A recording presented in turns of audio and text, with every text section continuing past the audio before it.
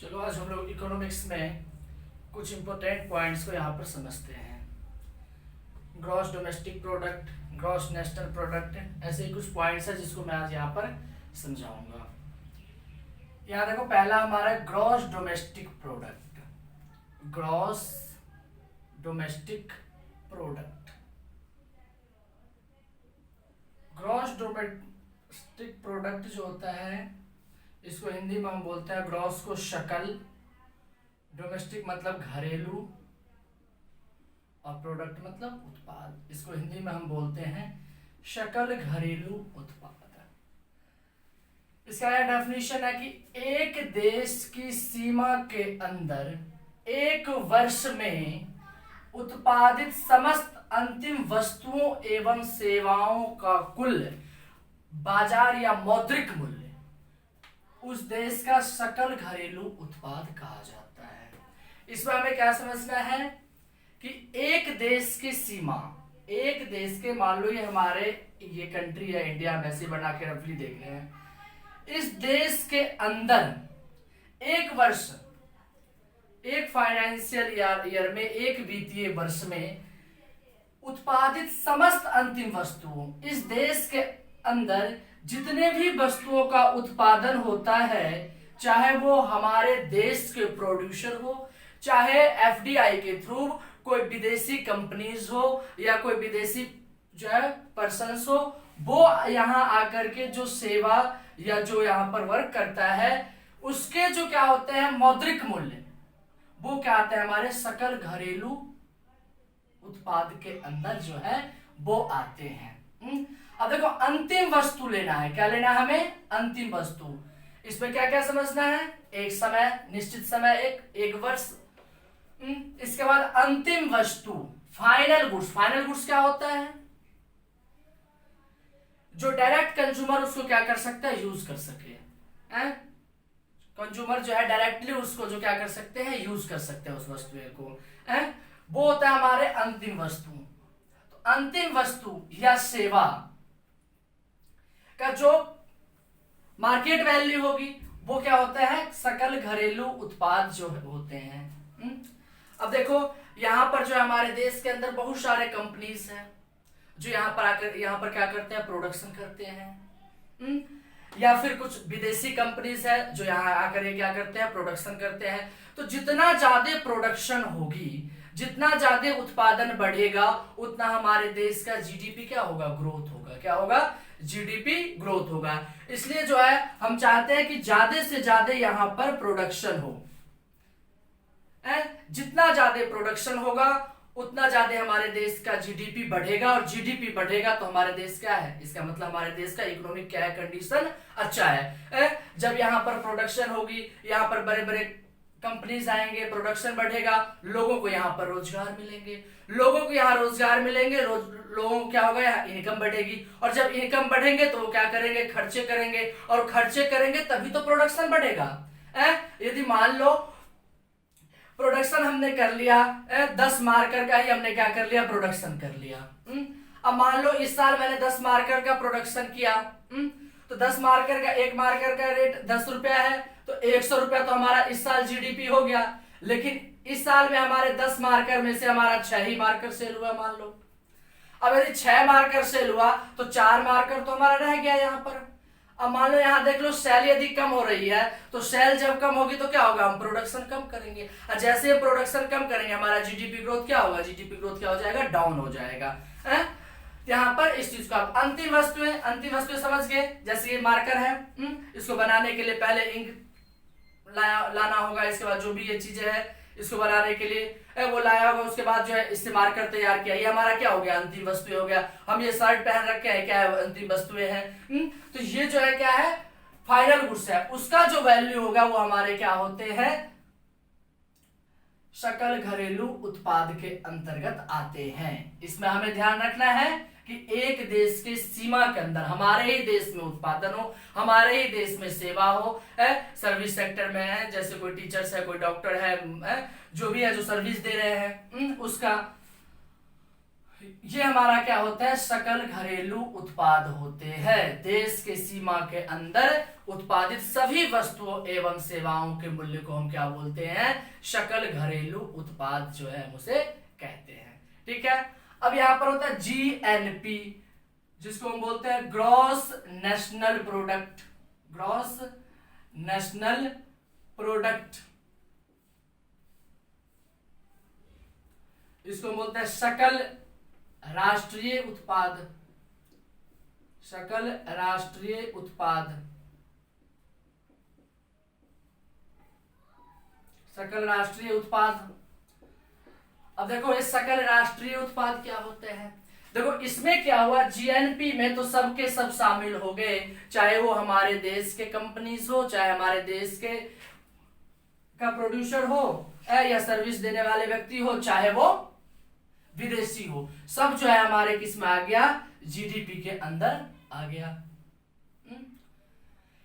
इसलिए जो है मोदी ने आए थे जब तक मेक इन इंडिया प्लान लाए थे, ताकि मेक इन इंडिया के तहत क्या हमारे देश में ही उत्पादन हो, हमारे देश में उत्पादन जितना बढ़ेगा जीडीपी उतना ग्रोथ करेगा। अब जैसे ही उत्पादन बढ़ेगी, बड़े बड़े कंपनीज आएंगे, बेरोजगारी क्या होगा, दूर होगा, बेरोजगारी दूर होंगे, लोगों को रोजगार मिलेगा, लोगों का जो है इनकम लेवल बढ़ेंगे, और इनकम लेवल बढ़ेंगे तो भाई इकोनॉमी क्या होगा, डे बाय डे ग्रोथ होगा। अब यहाँ आकर के यदि ऐसी अब हम लोगों का जो है थोड़ा थोड़ा इकोनॉमिक लेवल बेहतर हो रहा है। आज से 15 साल 20 साल पहले का देखोगे तो हमारी इकोनॉमिक लेवल बहुत ही डाउन था। इस समय जो है धीरे धीरे इकोनॉमिक लेवल में सुधार आ रही है, तो इसलिए बड़े बड़े जो कंपनीज है वो हमारे देश को निगाहें टिका रखे हैं कि यहाँ पर जाकर हम बिजनेस करेंगे। अब कोई आके यहाँ पर प्रोडक्शन करे, अब प्रोडक्शन करे उसका यहाँ पर घरेलू मार्केट में कुछ उसकी सेलिंग ही ना हो, तो उससे भी क्या होगा, प्रोडक्शन डाउन होगी।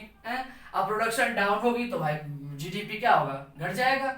चलो हम बात कर रहे थे जीएनपी का, सकल राष्ट्रीय उत्पाद। तो इसमें बस क्या करना है कि इसके अंदर जीडीपी के अंदर जैसे हमारे कोई विदेशी व्यक्ति आकर के यहाँ पर कोई रोजगार कर रहा है, या तो प्रोड्यूसर है, कोई वस्तु का उत्पादन कर रहा है, या कोई सर्विस सेक्टर में वर्क कर रहा है, तो उसकी जो इनकम होगी, अर्जित तो उसका हो रहा है हमारे देश के अंदर, उपार्जित तो यहाँ करता है, लेकिन वो इनकम कहाँ का है उसका, विदेश को जाता है। तो वो जो इनकम है वो इसमें से क्या हो जाएगा, लेस हो जाएगा। क्या हो जाएगा, लेस हो जाएगा।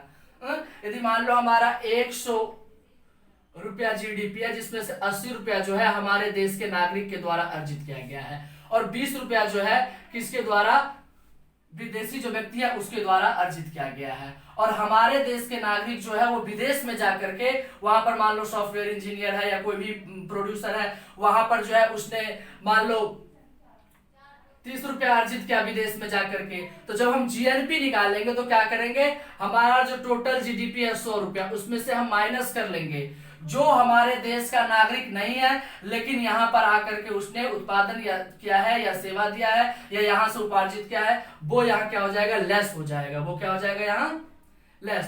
तो ये 20 रुपया जो है बाहरी व्यक्ति है वो क्या होगा,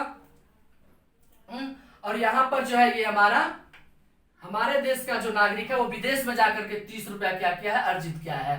तो इन दोनों में क्या, ये दोनों को हम क्या कर लेंगे, लेस कर लेंगे, और लेस करने के बाद इसमें से घटाएंगे या जो भी होगा। 100 रुपया है, अब यहाँ पर ये माइनस क्या आ गया, 10, यानी 100 प्लस 10, यानी हमारे देश का जीडीपी कितना आ गया, 110 रुपया हो गया। सॉरी, जीएनपी कितना हो गया हमारे देश का, 110 रुपया हो गया, क्योंकि हमारे देश का जो नागरिक था वो विदेश में जाकर 30 रुपया अर्जित कर रहा है, और विदेशी व्यक्ति जो हमारे देश में आकर के 20 रुपया अर्जित कर रहा है। 10 रुपया क्या हुआ, ज्यादा उपार्जित हुआ, तो 100 रुपया जीडीपी था, 10 रुपया यहाँ से है, तो 110 रुपया जो हमारा क्या हो गया, ग्रॉस नेशनल प्रोडक्ट हो गया, सकल राष्ट्रीय उत्पाद हो गया, जिसमें वही शामिल किया जाता है जो हमारे देश के नागरिक द्वारा जो अर्जित, चाहे वो अपने देश में रह के करता हो चाहे वो विदेश में जाकर के करता हो, वो हमारे किसके अंदर आते हैं, ग्रॉस नेशनल प्रोडक्ट के अंदर आते हैं, जीएनपी आते हैं। अब हम पढ़ते हैं नेट नेशनल प्रोडक्ट और national income.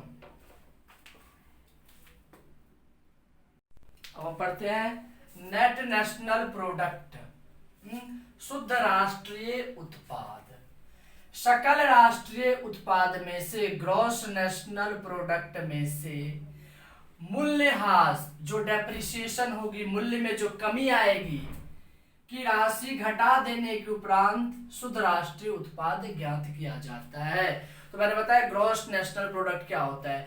Gross national product में से जो आप डेप्रिसिएशन माइनस कर दोगे तो वो तो हमारा क्या निकल जाता है, नेट नेशनल प्रोडक्ट है। जैसे मान लो 100 यूनिट जो है कोई गुड्स है 10 रुपया वाले, अब मान लो इसका ये कितना हो गया हमारा 1000, मान लो यदि हमारा क्या है ये नेट नेशनल प्रोडक्ट है, मान लो 1000 है। इसको मान लो लाने में या कुछ ऐसे करने में इसमें क्या हो गई, टूट फूट हो गई, या इसमें से मान लो 10 यूनिट जो है खराब हो गया, तो 10 यूनिट जो खराब हो गया तो 10 यूनिट 10 रुपया के दर से हमारा 100 रुपया, तो इसकी वैल्यू कम हो गई है, हमारा क्या हो गया डेप्रिसिएशन हो गया है।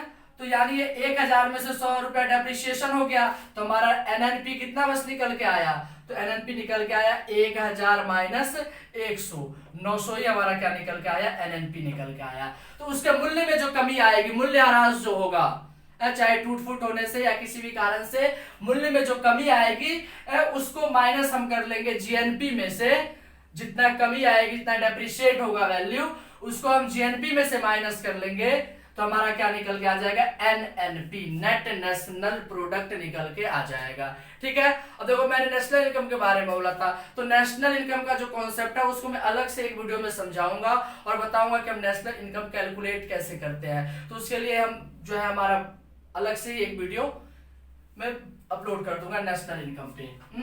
चलो हम इसमें कुछ और पॉइंट देख लेते हैं। जैसे हम समझते हैं ये तो हमारा हो गया। अब बूम क्या होता है, BOOM बूम, ये क्या होता है, बूम को हमें समझना है कि बूम क्या होता है।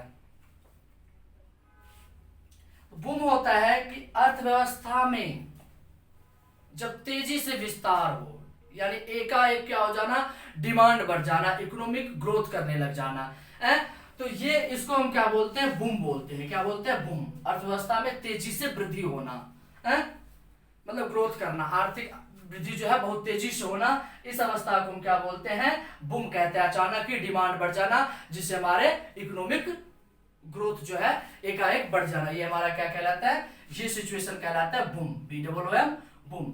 अब नेक्स्ट पॉइंट है जैसे हमारा बफर स्टॉक। बफर स्टॉक,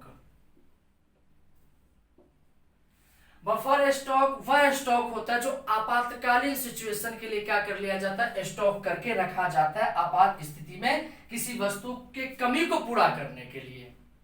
आपातकालीन स्थिति में किसी वस्तु की कमी को पूरा करने के लिए जो स्टॉक रखा जाता है उसे हम क्या बोलते हैं, बफर स्टॉक बोलते हैं। क्या बोलते हैं, बफर स्टॉक, जो आपातकालीन स्थिति के लिए उसको स्टॉक करके, जैसे बाढ़, किसी क्षेत्र में बाढ़ आ जाता है या ये, तो FDI जो है फूड कॉर्पोरेशन ऑफ इंडिया वहां से मतलब मान लो अनाज वनाज वहां रखते हैं, तो उस सिचुएशन में जो है बाढ़ फ्री क्षेत्रों में फ्री में अनाज वनाज दिया जाता है। तो आपातकालीन सिचुएशन के लिए स्टॉक को रखना ताकि उस समय जो है इस चीज की कमी ना आए। जैसे अभी कोरोना का ये चल रहा था, उसमें जो हमारे नेसेसरी सामान थे स्टॉक था, तभी उन चीजों में क्या आया, कमी नहीं आया। तो ये जो है गवर्नमेंट अपने पास क्या करती है, स्टॉक के रूप में आपातकालीन स्थिति के लिए, इमरजेंसी सिचुएशन के लिए स्टॉक करके रखती है, उसे हम क्या बोलते हैं, बफर स्टॉक हम बोलते हैं। अब bulls and bears, bulls and bears क्या होता है, इसको हिंदी में बोले तो ये तेजरिया होता है एवं मंदरिया, मंदरिया। अब बुल्स क्या, बुल्स एंड बियरर, यह स्टॉक एक्सचेंज का वैसा शब्द है जो व्यक्ति स्टॉक की कीमत बढ़ाना चाहता है वो तेजरिया कहलाता है। जो व्यक्ति स्टॉक की कीमत को बढ़ाना चाहता है, जो चाहता है कि स्टॉक की कीमत हो जाए, बढ़ जाए, उसको हम क्या बोलते हैं, तेजरिया बोलते हैं।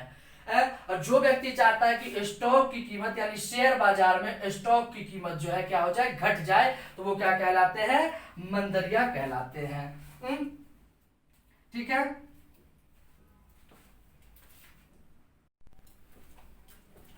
अब जैसे होता है डिवैल्यूएशन, डिवैल्यूएशन अवमूल्यन, हिंदी में बोलते हैं अवमूल्यन। अवमूल्यन होता है कि विनिमय के लिए किसी दूसरे देश के करेंसी के कंपैरिजन में अपने देश के क्या करना, करेंसीज की वैल्यू कम कर देना।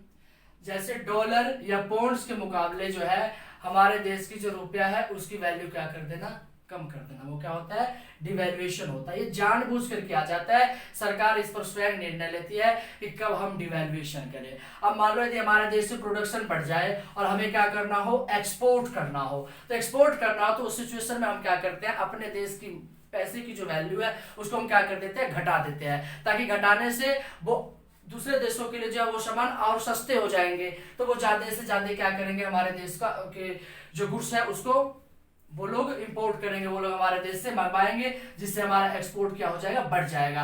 तो ऐसा डिवेल्युएशन जो है गवर्नमेंट जानबूझ के करती है, अपने देश के करेंसीज की जो वैल्यू है उसमें कमी ला देते हैं, उसकी वैल्यू को कम कर देते हैं। ये हमारा डिवेल्युएशन है। अब डेमोनेटाइजेशन, डेमोनेटाइजेशन क्या होता है, जिसे हम हिंदी में बोलते हैं विमुद्रीकरण। विमुद्रीकरण है, डेमोनेटाइज करना, विमुद्रीकरण करना। अब मान लो इसमें क्या करता है, गवर्नमेंट द्वारा जो प्रचलित जो मुद्रा होती है, प्रचलित जो करेंसीज होती है, उसको गवर्नमेंट क्या कर देते हैं, अचानक उसको बंद कर देते हैं। जैसे मोदी जी ने किए थे, 500 और 1000 रुपए की नोट अचानक क्या कर दिए थे, बंद कर दिए थे, और उसके जगह पर फिर नए करेंसी क्या कर दिए थे, निकाले थे। 200 2000 के इन सबके जो है नए करेंसी इशूड किए, आरबीआई द्वारा इशूड किया गया नए करेंसी। ये ऐसे सोच कर किया जाता है जैसे लगता है, यदि लगता है कि काला धन बढ़ गया हो, तो ये काला धन को खत्म करने के लिए डिमोनेटाइजेशन किया जाता है, ताकि वो यदि कोई पैसे छुपा के रखा होगा तो वो करेंसीज ही क्या कर देना, मतलब वो करेंसीज को ही क्या करना,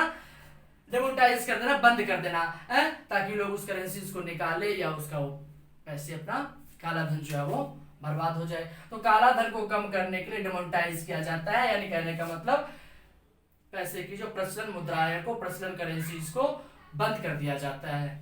ठीक है। इसके बाद रिसेशन, रिसेशन जो होते हैं ये आर्थिक मंदी का सूचन है, सूचक है, आर्थिक मंदी आना है, जिसमें क्रेता की सिचुएशन जो है, इकोनॉमिक कंडीशन बहुत ही खराब होना, रिसेशन की कंडीशन है, जिसमें मार्केट में सप्लाई है, सप्लाई है लेकिन डिमांड बिल्कुल नहीं है। तो ऐसी अवस्था को हम क्या बोलते हैं, रिसेशन बोलते हैं, जिसमें क्रेता के तुलना में विक्रेता का जो है सिचुएशन बेहतर होता है। क्रेता के पास पैसे नहीं होते हैं उस वस्तु को खरीदने के लिए, खर्चा करने के लिए उसके पास पैसे नहीं होता है, तो आर्थिक मंदी आ जाती है। तो इस मंदी की सिचुएशन को हम क्या बोलते हैं, रिसेशन बोलते हैं। ठीक है। अब नेक्स्ट वीडियोस में जो है हम ऐसे ही कुछ पॉइंट्स को डिफाइन करेंगे, और लूसेंट में लगभग जितने भी इकोनॉमिक्स है वो हम इसको क्या करेंगे, यहाँ पर समझाएंगे। जो आपके एसएससी के एग्जाम में, बैंकिंग एग्जाम में, तो आपके मेंस में, जनरल अवेयरनेस में इकोनॉमिक्स के ही क्वेश्चन होते हैं 80-90%, और इधर एसएससी सबके एग्जाम में भी 2-3 क्वेश्चन जो है इकोनॉमिक्स के रहते ही है, तो उसको मैं यहाँ पर करवाऊंगा। बाद बाकी यदि कोई 11th-12th के स्टूडेंट हो तो हमारा कॉमर्स के लिए दूसरा चैनल है, जिस पर आपके इकोनॉमिक्स के सारे चैप्टर जो है माइक्रो मैक्रो इकोनॉमिक्स के मतलब अभी अपलोड करेंगे आगे। अभी तो उस पर 4-5 वीडियोज है, लेकिन उस पर हम इकोनॉमिक्स जो है माइक्रो मैक्रो इकोनॉमिक्स वहां पर पढ़ाएंगे, और यहाँ पर जो आपके जनरल अवेयरनेस है इकोनॉमिक्स में उसको यहाँ पर समझाया जाएगा। आज के वीडियोस में इतना ही। नेक्स्ट वीडियोस में जो है आप हर 2-3 दिन पर हम इकोनॉमिक्स के वीडियोस जो है अपलोड करेंगे। तो नेक्स्ट जो हमारा वीडियोस होगा वो नेशनल इनकम पे होगा। नेशनल इनकम कैसे निकालते हैं, फैक्टर कॉस्ट पर, मार्केट इस पर कैसे हम निकालते हैं, वो हम आपको समझाएंगे नेक्स्ट वीडियोस में। आज के लिए इतना ही।